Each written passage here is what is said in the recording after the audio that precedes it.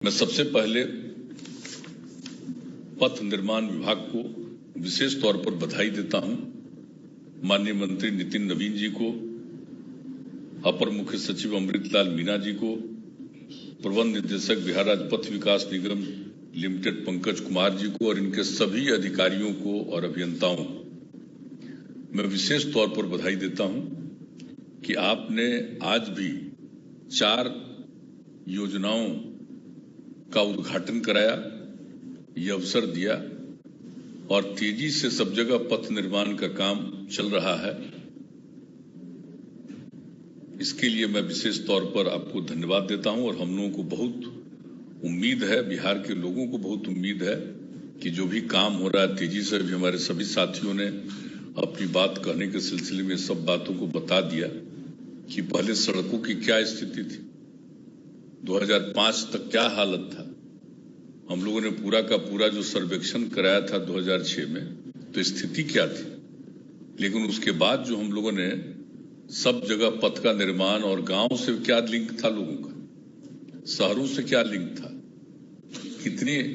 कितने लोग आते जाते थे, कितनी गाड़ियां चलती थी। अब उसके बाद जो काम शुरू किया, जब हम लोगों को मौका दिया बिहार के लोगों ने काम करने का, तो जो हम लोगों ने काम करना शुरू किया बिहार में, तो इसके लिए कितना पथ का निर्माण किया गया। और केंद्र सरकार में जब आदरणीय अटल बिहारी वाजपेयी जी प्रधानमंत्री थे, हम उनके सरकार में मंत्री भी थे, और उस समय जो उन्होंने शुरू किया केंद्र सरकार की तरफ से पथों के निर्माण के लिए राष्ट्रीय स्तर पर जो काम शुरू किया गया, और उसमें बिहार के लिए कितना जगहों पर चयन किया गया केंद्र सरकार के द्वारा। और फिर ये जो काम केंद्र सरकार के द्वारा और राज्य सरकार के द्वारा जो किया गया, उससे लोगों को कितनी सुविधा मिली। हम लोगों ने तो पहले सोचा था कि राजधानी पटना से जो दूर दराज का इलाका है, उससे सबसे दूर इलाके से चलकर पटना पहुंचने में 6 घंटे का समय लगे। इसके लिए काम शुरुआत किया और जब वो पूरा हो गया तब हम लोगों ने लक्ष्य रख दिया कि अब जो सबसे दूर के इलाके हैं वहां से 5 घंटे का समय लगे पटना आने में। अब इसके लिए काम चल रहा और अब कितना यातायात बढ़ गया, कितनी गाड़ियां बढ़ गई। तो उसको देखते हुए तो जो पहले सड़कें बनती थी, अब 7 मीटर चौड़ी रही, बहुत चीजें बनी। अब उसके बाद तय हुआ कि 10 मीटर हो, फिर हुआ कि 4 लेन बने। तो हर तरह से जो काम किया जा रहा है, और जान लीजिए जो भी हम लोगों का आज जो आपने उद्घाटन करवाया समूचा का, ये जो स्टेट हाईवे 102 जो बिहिया जगदीशपुर पीरो दनवार बिहटा है, state highway 85 Amarpur Akbar Nagar, state highway 84 घोंघा Panjwara, state highway 91 Bihariganj bypass. तो जो स्टेट हाईवे बना है, देखिए बहुत अच्छा स्टेट हाईवे हम लोगों का बनता है और आवागमन लोगों का कितना बढ़िया हो रहा है। कभी सोचा था कि कितना समय और कितने समय में लोग जाते थे। अभी हमारी उप मुख्यमंत्री बोल रही थी कितना देर लगता था कहीं से कहीं आने में, और आज कितना समय लग रहा है। तो ये सब सुविधा तो हुई है, लेकिन अब गाड़ियां इतनी चलने लगी हैं कि अब उसके चलते हम लोगों को तो चौड़ीकरण पर और जोर देना है, और अब सब लोगों को खुशी हो गई है। तो जो सब तरह से, और देख लीजिए बिहार सरकार ने शुरुआती दौर में तो जो चला था और बहुत सारी केंद्र की जो योजनाएं थी वो ठीक नहीं थी, उसका देखभाल नहीं किया गया था, पहले की बनी हुई बहुत सारी, तो उसको भी हम लोगों ने करवाया। और 900 करोड़ से भी कभी 1000 करोड़ रुपया तक हम लोगों ने खर्च करके सब जो केंद्र की सड़कें थी उसको जो राज्य में बनी उसको भी ठीक हम लोगों ने करवाया था। तो शुरू से ही हम लोग लगे रहे, और हम लोग तो सोचे कि मिलेगा, तो नहीं मिला तो एक अलग बात है। लेकिन हर प्रकार से जो देखने का काम किया गया है, और जिस तरह से बाहर के लोग आते हैं और बिहार होते हुए जो आगे जाते हैं, तो किस तरह से बाहर प्रशंसा करनी शुरू की थी कि क्या अच्छी स्थिति है सड़कों की, क्या अच्छी स्थिति है लॉ एंड ऑर्डर की, जो बाहर इसके बारे में तो चर्चा करते थे। तो खैर ये सब करते रहे, और अंत में जिसका जिक्र किया गया कि अब हम लोगों ने तो तय कर दिया कि भाई 5 घंटा जो हमारा सबसे दूर की जगह है वहां से आने में लगे, उसके लिए अब काम हो रहा है। और कितना काम हो रहा है, सब चीज को बढ़ाने का काम हो रहा है। तो ये सब काम तो करना है। और अब तो और हम लोगों ने कर दिया है, जो 7 निश्चय 2 का शुरू किया है सुलभ संपर्कता के अंतर्गत, कि सब चीज जो जितने शहरी क्षेत्र हैं उसके बाईपास का निर्माण कराया जाएगा, या जहां पर बाईपास के लिए जमीन नहीं मिलेगी तो फ्लाईओवर का निर्माण किया जाएगा। ये सब तय किया। और मुझे खुशी है कि ये पथ निर्माण विभाग ने इसको देख करके 120 चिन्हित स्थानों को चिन्हित कर लिया है जहां पर बाईपास के निर्माण की योजना पर कार्य किया जाएगा। तो ये सब काम जो शुरू किया जा रहा है, अब एक एक चीज समझ लीजिए कि किस तरह से सुविधा होने वाली है। और हम लोगों ने तो अब तय कर दिया कि सड़क का निर्माण तो करेंगे, पुल का निर्माण तो करेंगे, लेकिन उसके मेंटेनेंस का भी काम हम लोगों को करना है। हर हालत में मेंटेनेंस का काम करना है, और वो बहुत जरूरी है मेंटेनेंस करना। तो वो सबसे आवश्यक चीज है, और विभाग के द्वारा इसके बारे में तैयारी हो रही है। और मेरा तो सुझाव कि चाहे सड़क हो, पुल हो, या जो बिल्डिंग्स बनते, तो आप उसको टेंडर के माध्यम से करवाते हैं, वो ठीक है, लेकिन उसके मेंटेनेंस का काम डिपार्टमेंट को करना, हम ये बार बार सुझाव दे रहे हैं। हम तो यही आग्रह करेंगे कि डिपार्टमेंट करे, इसमें और ज्यादा स्टाफ की नियुक्ति करनी हो, इंजीनियर्स की नियुक्ति करनी हो, ये सब को लगाए रहिए निरंतर रूप से। खाली ठेकेदारी से काम नहीं चलता। आप अगर करने लगिएगा तो आज आपको जितना खर्च हो रहा है मेंटेनेंस में, उससे कम खर्च में अगर डिपार्टमेंट खुद करेगा एक एक चीज का मेंटेनेंस, तो बहुत अच्छे ढंग से काम होगा। और सही मायने में डिपार्टमेंट के इंजीनियर्स को भी काम रहेगा। आजकल काम क्या होता है, तो खाली देखभाल थोड़ा करते हैं भाई, या उसकी सहमति न देते हैं, या सैंक्शन न करते हैं। करने का काम तो ठेकेदार करता है। तो फिर अगर ये इसके देखभाल के लिए भी और मेंटेनेंस के लिए भी ठेकेदारी होगा, तो वो उतना अच्छा नहीं होगा। हम बार बार कहते हैं, हम तो दोनों विभाग को और जो पथ ये इसमें भवन निर्माण है उनको भी हमने कहा कि भाई ये मेंटेनेंस का काम करिए। हम प्रार्थना करेंगे, देखिए आप लोग से जरा तेजी से काम करवाइए। और मेंटेनेंस का काम करना है, अगर खुद करिएगा तो सारे सड़क और पुल का निर्माण, पुल के बारे में हम कितना दिन से कह रहे हैं, हम बता रहे थे जब एक मीटिंग किए थे आप, तभी हमने बताया कि भाई देखिए पुल का भी मेंटेनेंस, और अपने इंजीनियर्स के बीच में, जैसे रेलवे की हमने बताई थी बात कि रेलवे में जितने ब्रिजेज हैं उसके लिए इंजीनियर्स का एक ग्रुप रहता है उसको देखने के लिए कि सब पुल ठीक ढंग से रहे। तो उसी तरह से हमने सुझाव दिया था कि हम लोगों को अपने पुल को भी हर तरह से देखना, मेंटेनेंस का काम करना। तो इसको जरूर देखिएगा। और बाकी तो कहां पर क्या बनना चाहिए ये सब तो हम लोग करते ही रहते हैं। और इसके लिए जो भी मेंटेनेंस के काम के लिए है उसको भी तो हम लोगों ने लोक शिकायत निवारण अधिनियम में भी शामिल किया है कि अगर कहीं पर मेंटेनेंस नहीं है तो शिकायत करेंगे तो उस पर काम भी होगा, और जिसके लिए जो जिम्मेवार है उनके ऊपर कार्रवाई भी होगी।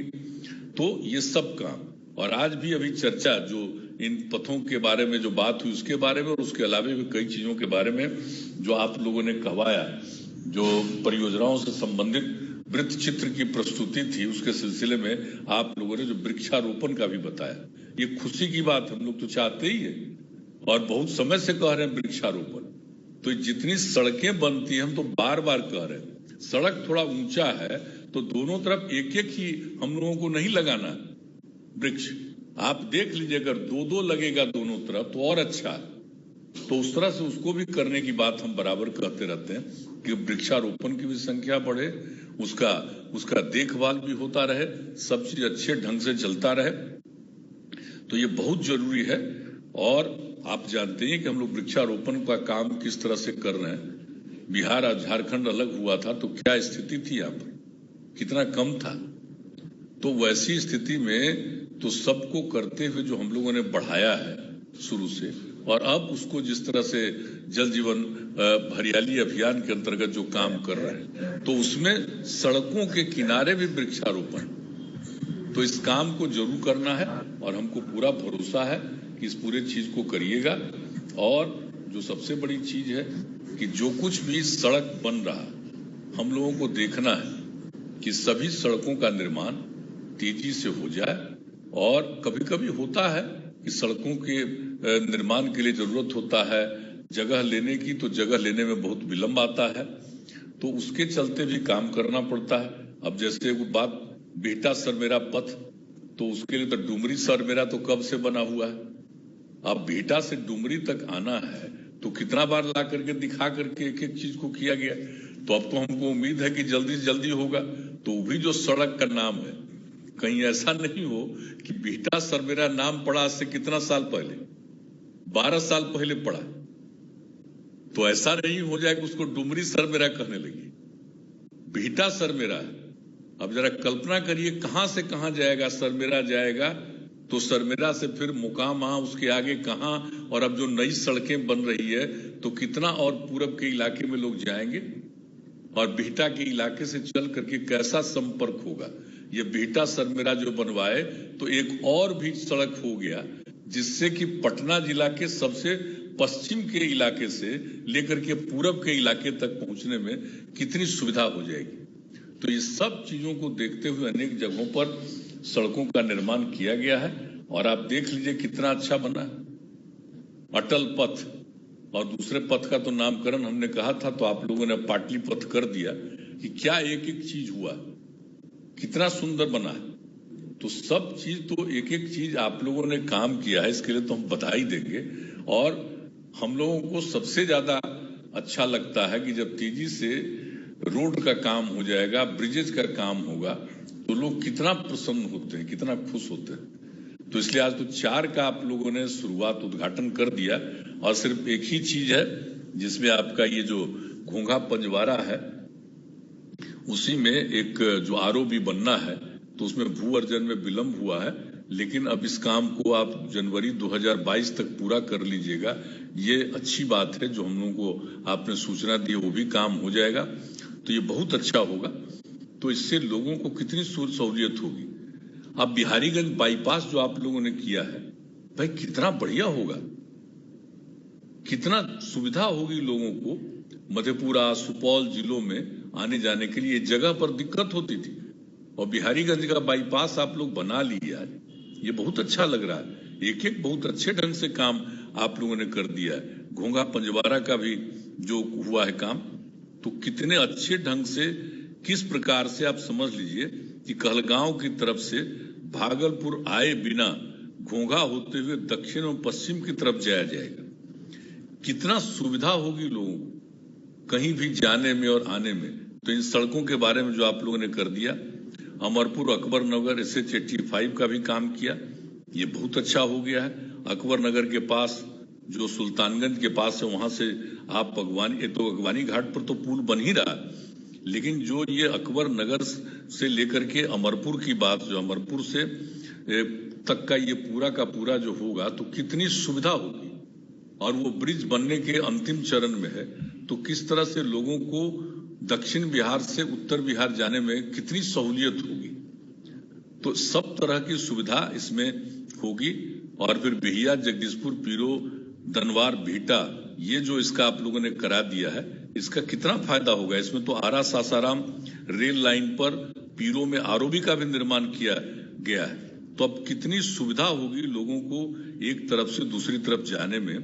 ये सबको पता चला जो है, तो लोग को लाभ होगा। और इसी तरह से अनेक योजनाएं जो बनी हुई है उसका लाभ होगा। और अब मुझे खुशी है कि बहुत सारी योजनाएं जो स्वीकृत हैं उसका टेंडर वगैरह भी हो गया, अब उसकी भी शुरुआत तब करने जा रहे हैं। तो जिस शुरुआत होगा उस दिन उसी की चर्चा हो, तो ये मुझे खुशी है। तो आप लोग करिए, लेकिन दोहरा करके सिर्फ एक मेरा अनुरोध है, और वो अनुरोध है मेंटेनेंस का, और किसी चीज का नहीं। बनाइए और उसका मेंटेनेंस करिए, और डिपार्टमेंट ही डिपार्टमेंटली करे। मेरी बात अगर गौर से सुन लीजिए और ध्यान दीजिएगा। शुरू में देखिए, हम भी इंजीनियरिंग पढ़े, लेकिन हमारे साथ पढ़े हुए इंजीनियर तो कब के रिटायर कर गए। हम केंद्र में अटल जी ने हमको बनाया था रेलवे का काम, तो इंजीनियरिंग का सबसे बड़ा डिपार्टमेंट तो वही है ना। तो पढ़ाई से लेकर के और हमारे जो साथी पढ़ करके चीफ मुख्य तक होते हुए अपना रिटायर किए हैं कितने लोग, तो सबसे हमारी बात होती रहती थी, समझ गए ना। तो डिपार्टमेंट में अगर इंजीनियर लोग थोड़ा उसको लगे कि हमको बहुत मेहनत करना पड़ेगा, ये सब करेगा, समझ गए कि नहीं।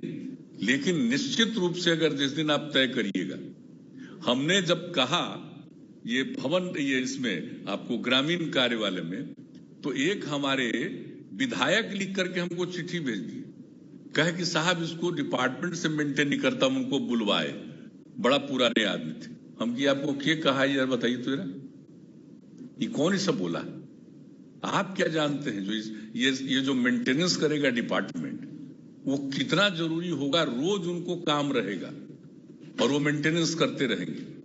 और जब हम लोग इसको लोक शिकायत निवारण कानून में भी डाल दिए है, अगर मेंटेनेंस नहीं होगा तो जिम्मेवार वो रहेंगे, इसलिए जरूर मेंटेनेंस होगा, तो जिम्मेवारी भी दीजिए। इसलिए हमारा आग्रह होगा भाई, अब हम तो यही कहेंगे आप सबसे, अमृतलाल मीणा जी से, अमृतलाल मीणा जी तो बहुत दिन आप काम किए हैं, अब आप जाने वाले, लेकिन कुछ करके जाइए, हम यही कहेंगे। ये सब जो डिपार्टमेंट वाला हम कह रहे हैं, ये कर लीजिए कि डिपार्टमेंट ही करेगा, सब लोगों को समझा बुझा करके, और डिपार्टमेंट के माध्यम से भी इसको करिए। ग्रामीण कार्य वाला तो बहुत आगे इसमें मेंटेनेंस वाले काम के लिए भी बढ़ा है, लेकिन आपसे भी हम आग्रह करेंगे पथ निर्माण में कि ये काम जरूर कर दीजिए, मेरा यही आग्रह है।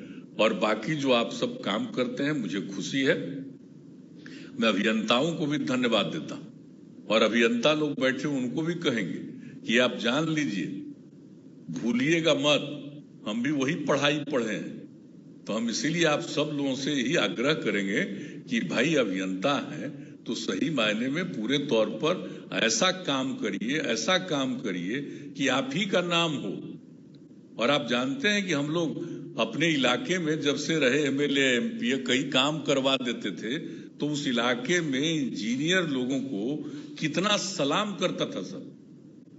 तो ये जो मेंटेनेंस का काम आप करिएगा, तो आप जान लीजिए पॉलिटिकल लोगों से ज्यादा आपको लोग सम्मान देगा, इज्जत करेगा इंजीनियर लोगों को। तो ये समझ लीजिए, और आपके जितने स्टाफ है, तो हम इतना बात जरूर कहेंगे, आप लोग जरा मेरे बात पर गौर करिएगा, ये सब के हित में और सबको आगे बढ़ाने का, और सही मायने में एक एक चीज को देखने का और मेंटेन करने का। तो इतना ही हमको अनुरोध करना था। बाकी तो जो काम कर रहे हैं बहुत अच्छा है, इसके लिए हम आप सब लोगों को बधाई देते हैं। और आज भी जो 4 कार्यक्रमों का आप लोगों ने उद्घाटन कराया, मैं पुनः इसके लिए धन्यवाद देता हूं। और इसी तरह से सब जगह के बारे में आप लोगों ने तो एक देख ही लिया है। हम ये देख रहे थे कि आप लोगों ने काफी, जो हम लोगों ने स्टेट हाईवे जो बनाया था, उस स्टेट हाईवे में आप लोगों ने कई जगहों पर उसके चौड़ीकरण का काम करना प्रारंभ कर दिया है। और ये भी स्टेट हाईवे का ही चारों है, उसी के बारे में जो आपने किया है, तो इसके लिए भी मैं आपको बधाई देता हूं। और ये काम निश्चित रूप से इसको तेजी से करते रहिए। और हम तो कहेंगे कि भाई ये स्टेट हाईवे, तो इसको स्टेट हाईवे को स्टेट हाईवे ही रहने दीजिएगा। अगर स्टेट हाईवे को स्टेट हाईवे ही रख करके कीजिएगा काम, तो आपके राज्य की प्रतिष्ठा बहुत और बढ़ेगी। अभी जो बोल रहे हैं 4थे नंबर पर कुछ भी, तो स्टेट का रोड स्टेट हाईवे रहेगा, वो अगर पूरे तौर पर बढ़िया से और ब्रिजेज मेंटेन होगा, तो आपके राज्य की इज्जत और बढ़ेगी लोगों के सामने। ये हम आपसे आग्रह करेंगे। तो इतना ही कहते हुए मैं पुनः आपको बधाई देता हूं और अपनी बात को समाप्त करता हूं।